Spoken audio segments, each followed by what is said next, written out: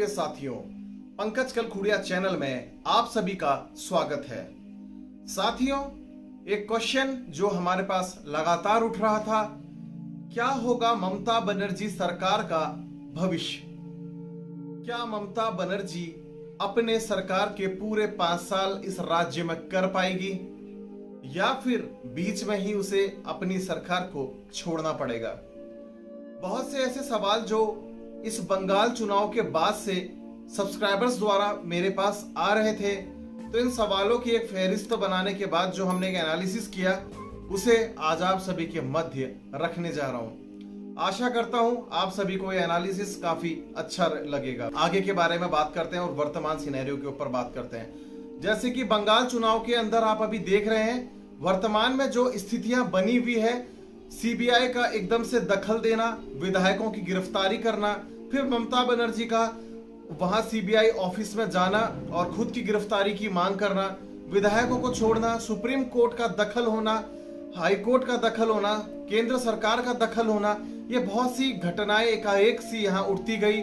भाजपा के 2 नेताओं की मृत्यु का हो जाना या बंगाल के अंदर हिंसा होना, मारपीट होना, तोड़फोड़ होना, बहुत सी चीजें बंगाल चुनाव के बाद एकाएक बदल गई। एक प्रिडिक्शन मेरी यहाँ पर एक सोशल मीडिया के पोस्ट में वायरल हुई थी। ममता बनर्जी का जो इस समय वर्तमान वर्ष विशेष है वह चंद्रमा पर है, परंतु वह खुद से बुध प्रभावित महिला है। ऐसे समय पर इस महिला के लिए बहुत ही ज्यादा परेशानी का दौर 2021 रहेगा। और आपने देखा कि ममता जी सीएम के रूप में रिपीट तो हो गई, पर चुनाव हार गई भाजपा के शुभेंदु जी से।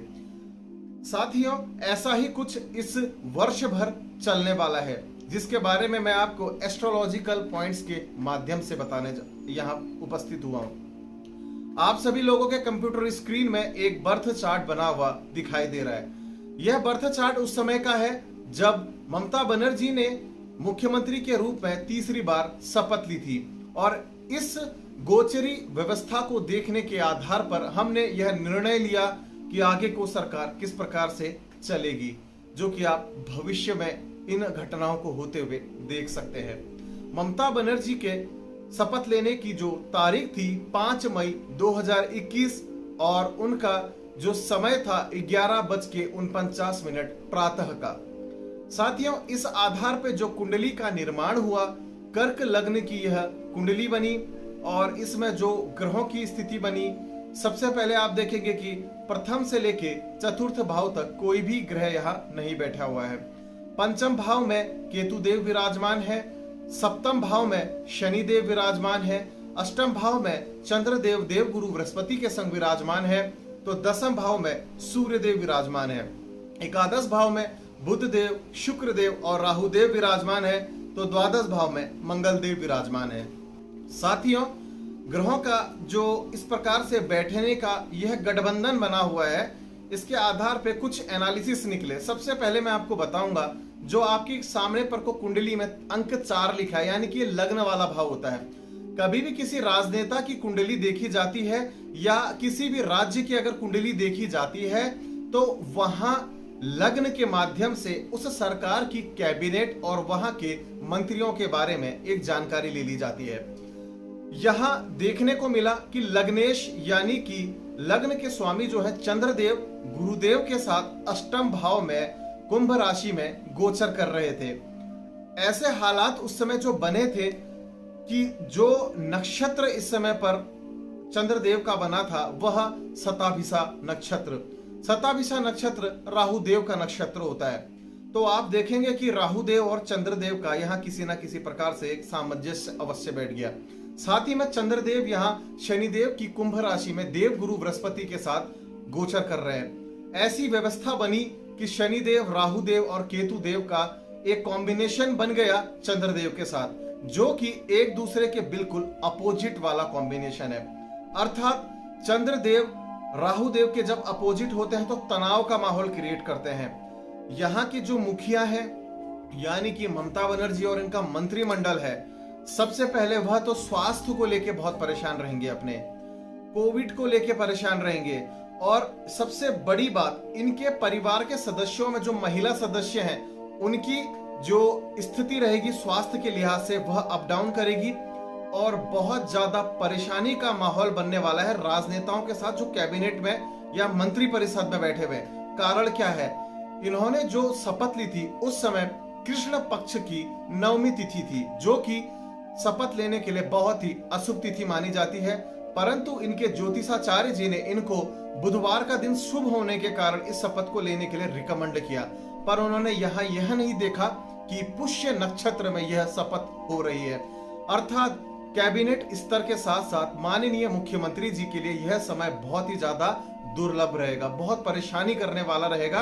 हो सकता है कि कुछ मंत्रियों को गंभीर चोट पटक स्वास्थ्य इस प्रकार से हो सकता है कि अवस्था बहुत सीरियस हो जाए। साथियों, आपको आगे के घटनाक्रम के बारे में भी कुछ बातें बताता हूं। अष्टम भाव जो होता है मृत्यु तुल्य भाव होता है, यानी कि जब ममता बनर्जी ने शपथ ली थी उस समय राहु देव की महादशा चल रही थी, और राहु देव की जब महादशा चलती है और शताभिषा नक्षत्र का राहु चंद्रदेव के साथ अष्टम भाव जो कि मृत्यु तुल्य कष्ट देने वाले भाव का स्वामी माना जाता है, इस स्थिति में जनता के लिए बहुत कष्ट होते हैं और जो समय 2022 के अंत तक का बना रहेगा बहुत ही ज्यादा दुर्लभ परेशानियों भरा रहेगा, जनता के लिए भी सरकार के लिए भी। अब इस बात को थोड़ा सा और डीप देखते हैं। मंगल देव का शनि देव के साथ आप देखेंगे तो तृतीय भाव में गोचर बन रहा है। कैसे बन रहा है, मंगल देव की जो चतुर्थ दृष्टि है वह तृतीय भाव में, और शनि देव की दसम दृष्टि भी तृतीय भाव में मिथुन राशि में गोचर कर रही है। साथ ही में साथियों, जब इन दोनों का गठबंधन बनता है बड़ी ही विस्फोटक युति बनती है मंगल और शनि देव की। ऐसी स्थितियों में अक्सर देखने को क्या मिलता है कि जो यहाँ के सुप्रीम होते हैं वह बड़े ही क्रोध भाव को लेकर के आगे चलते हैं। जनता यानी कि जो शनि जिसका रिप्रेजेंटेशन है वह बहुत ज्यादा परेशान होती है, और चतुर्थ भाव जो होता है जनता का होता है, मंगल देव का होता है। ऐसी स्थिति में बहुत ज्यादा परेशानी या फिर फैसले थोपे जाने वाले हैं जनता के ऊपर, जो काफी आश्चर्यचकित भी करेंगे। साथियों, इसके बाद जो हमने ममता बनर्जी की कुंडली पर दृष्टि देखी तो वह आकलन कुछ इस प्रकार से रहा। ममता बनर्जी की जो कुंडली बनती है 5 मार्च 1955, यानी कि इनके चार्ट में बुध और शनि का एक कॉम्बिनेशन बनता है। बुध और शनि का कॉम्बिनेशन या कि 5 अंक की कभी भी 8 अंक के संग तुलना युति या कॉम्बिनेशन देखें तो प्रेत बाधा योग बनाता है। ये दोनों कभी भी साथ में रहते हैं तो एक दूसरे के संग कभी भी मन को स्थिर नहीं होने देते हैं और चंद्रमा को कमजोर करते हैं। जब भी ये दोनों ज्यादा करीब में आते हैं तो माता या माता तुल्य लोगों को परेशानी मिलती ही मिलती है। जैसे कि आप जनरल लोगों के भी देखेंगे, जिन लोगों के विवाह 5 और 8 अंक में होते हैं उन लोगों के कभी भी देखेंगे कि परस्पर सामने आने पर अलगाव की स्थिति, तलाक की स्थिति भी उत्पन्न होती है, और चंद्रमा डाउन होने की वजह से माता को भी नुकसान मिलता है। ऐसी ही स्थिति के बाद जब हमने ममता जी की कुंडली को बड़ी डीप से देखा, दोपहर 12 बजे की इनकी है कुंडली है 5 जनवरी 1955 की, और जो इनका पर्सनल एयर आया है वह मैंने जैसे कि बताया कि चंद्रमा पर आधारित है। इसी आधार पे वह अपना चुनाव हार गई थी। अभी आगे क्या होगा, स्थितियां अनुकूल कब आनी शुरू होंगी, कुछ चीजें जो है वह यहाँ इंगित जो करती है उसके बारे में बताऊंगा। कि शनि देव जो है मकर राशि में अभी गोचर कर रहे हैं, राहु देव वृषभ राशि में गोचर कर रहे हैं। यह दोनों जब अपने स्थानों से गमन करेंगे, यानी कि शनि देव कुंभ राशि पर और राहु देव जो है वह मिथुन राशि में जब गोचर करेंगे तो कुछ बहुत जाकर के स्थितियों में नियंत्रण आ सकता है। यानी कि वर्ष 2022 में अप्रैल के आसपास का यह समय हो सकता है। साथियों, ममता बनर्जी की जो कुंडली को हमने देखा, इसमें पता चला कि जो उनके लग्न के स्वामी हैं मंगल देव हैं और एकादश भाव में जाके बैठे हैं। जिस भी व्यक्ति के लग्न के स्वामी मंगल देव होते हैं उनकी जुबान बड़ी ही कड़वी, बड़ी ही निष्ठुर, जनता के साथ सौहार्दपूर्ण रिलेशन, मगर जब अटैकिंग मोड में आए तो इनसे ज्यादा विभत्स घटना का कारक कोई बन नहीं सकता है। साथियों, इनकी कभी भी राज्यपाल के साथ ठनाठनी ही बने रहेगी, क्योंकि यह इनके वर्तमान समय की कुंडली में दिखाई देता है। अब साथियों, मेन मुद्दे पे आते हैं, प्रश्न कुंडली। यानी कि जब आप जन साथियों का मेरे पास सवाल आया और उसके बाद मैंने इसके ऊपर प्रश्न कुंडली लगाई, आज ही दोपहर की यह बात है, 29 मई 2021 को 1:29 में आप सभी लोगों के कंप्यूटर स्क्रीन पे भी ये कुंडली दिखाई दे रही है कि गोचरी अवस्था किस प्रकार से है। साथियों, सिंह लग्न की कुंडली बनकर के यहाँ पर आई और गोचरों का जो ग्रहों के बैठने की व्यवस्था है वो कुछ इस प्रकार से है। चतुर्थ भाव में केतु देव विराजमान है मंगल देव की वृश्चिक राशि पर। साथ ही में पंचम भाव में चंद्र देव विराजमान है धनु राशि पर। शनिदेव अपनी स्वयं की मकर राशि में छठे भाव में बैठे हुए वक्रगत अवस्था में होकर के। देवगुरु बृहस्पति कुंभ राशि में बैठे हुए हैं जो कि 20 तारीख को यहाँ से वक्री हो जाएंगे। सप्तम भाव पे इनका अभी विराजमान है। दसम भाव में सूर्य देव के साथ राहु देव बैठे हुए हैं वृषभ राशि पर। साथ ही में एकादश भाव में इस समय जो कुंडली में ग्रहों की स्थिति जो दिख रही है, बुध देव, शुक्र देव और मंगल देव साथ में बैठे हुए हैं। तो सूर्य देव और राहु देव का एक दूसरे को देखना, पितृदोष का निर्माण हुआ। लग्न यानी कि मंत्रिमंडल, हमारे मुख्यमंत्री जी, साथ ही में जो लग्न के मालिक हैं वह सूर्य देव राहु देव के साथ विराजमान है। ग्रहण दोष का निर्माण हुआ है, यानी कि सत्ता पे किसी प्रकार का ग्रहण दिखने को यहाँ मिल सकता है।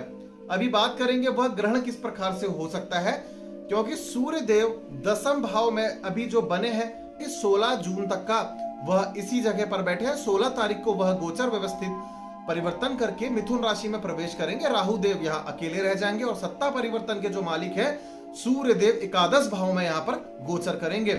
सबसे पहले साथियों कुंडली की विवेचना कर लेते हैं, फिर गोचरों का अध्ययन भी करेंगे कि किस प्रकार से ये कैसा रूप आगे को गमन करते हुए लेंगे। साथियों, जो यह कुंडली बनी है, चतुर्थ भाव में केतु देव का विराजमान होना, सूर्य देव का जब गोचर होने के बाद संबंध बनेगा बुध देव, शुक्र देव और मंगल देव के साथ, तो मंगल देव जो है चतुर्थ भाव के भी स्वामी बन के यहाँ बैठे हैं। चतुर्थ भाव यानी कि जनता का भाव होता है और उसके स्वामी मंगल देव बैठे हुए हैं जो कि एक सेनापति की भूमिका में भी होते हैं।